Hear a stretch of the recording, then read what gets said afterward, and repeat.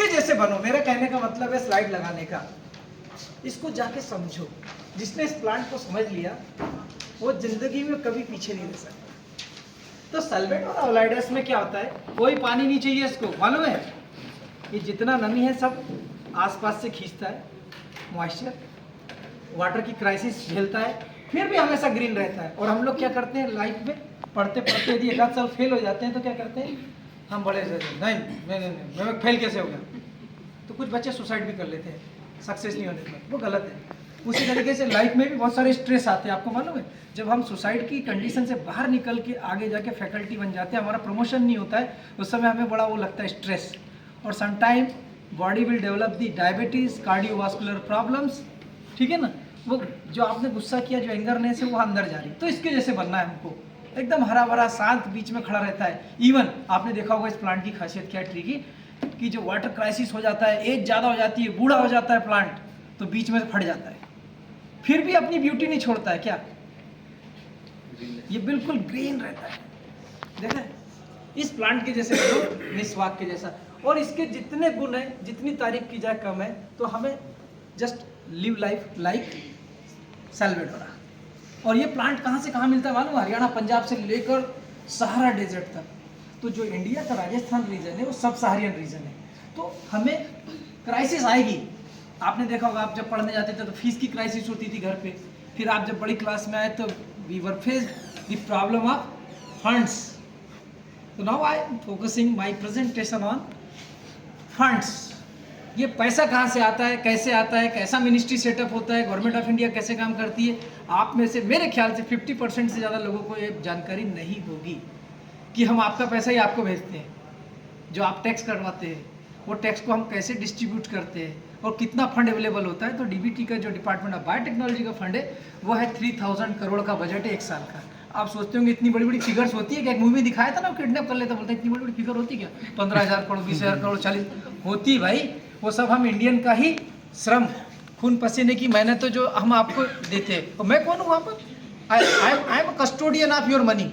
मेरा काम है ईमानदारी से सही व्यक्ति का चुनाव करके उसके प्रपोजल का उसको पैसा देना।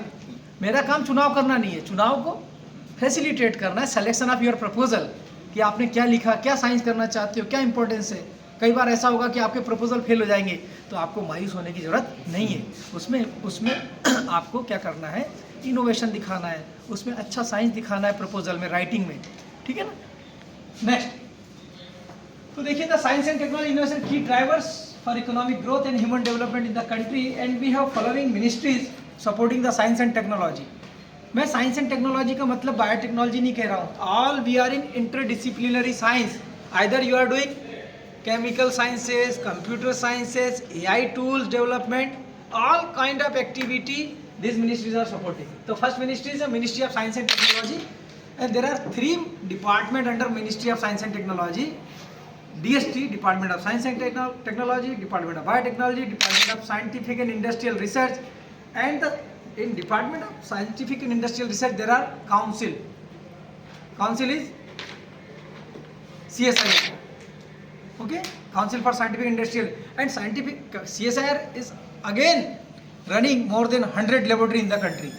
आपने देखा होगा CSIR का नाम सुना होगा। अलादीन का चिराग होता है जो JRF कंडक्ट करता है एग्जाम साइंस में, ठीक है ना?